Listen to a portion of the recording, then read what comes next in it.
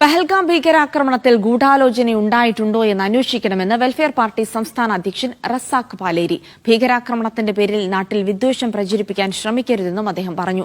Welfare party നടത്തുന്ന സഹോദര്യ കേരള പദയാത്രയ്ക്ക് ആലപ്പുഴ കായംകുളത്ത് നൽകിയ സ്വീകരണ യോഗത്തിൽ സംസാരിക്കുകയായിരുന്നു അദ്ദേഹം.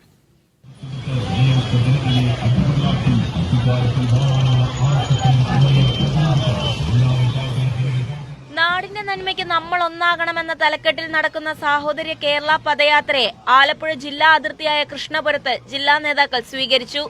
പടനിലം ജംഗ്ഷനിൽ നിന്ന് ആരംഭിച്ച് നഗരം ചുറ്റിയ പദയാത്രയ്ക്ക് വിവിധ സ്ഥലങ്ങളിൽ സ്വീകരണം നൽകി. വിവിധ മേഖലയിലെ തൊഴിലാളികൾ, വ്യാപാരികൾ, യുവാക്കൾ, വിദ്യാർത്ഥികൾ, സ്ത്രീകൾ അടക്കമുള്ളവർ സ്വീകരിച്ചു.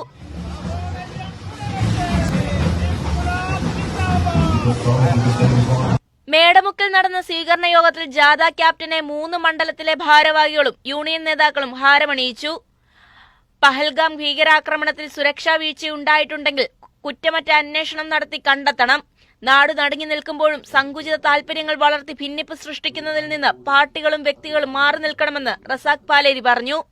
എല്ലാ ദുഃഖവും ഹൃദയം നുറുങ്ങുന്ന വേദനയും ഉള്ളതോടൊപ്പം തന്നെ ഈ ഘട്ടം ഏതെങ്കിലും അർത്ഥത്തിലുള്ള വിദ്വേഷ പ്രചരണങ്ങൾക്ക് ഒരു പാർട്ടിയും പ്രയോജനപ്പെടുത്തരുത് എന്നുകൂടി ഈ സന്ദർഭത്തിൽ ഓർമ്മിപ്പിക്കുകയാണ്. പൊതുസമ്മേളനത്തിൽ വെൽഫെയർ പാർട്ടി മണ്ഡലം പ്രസിഡന്റ് മുബീർ എസ് ഓടനാട് അധ്യക്ഷത വഹിച്ചു.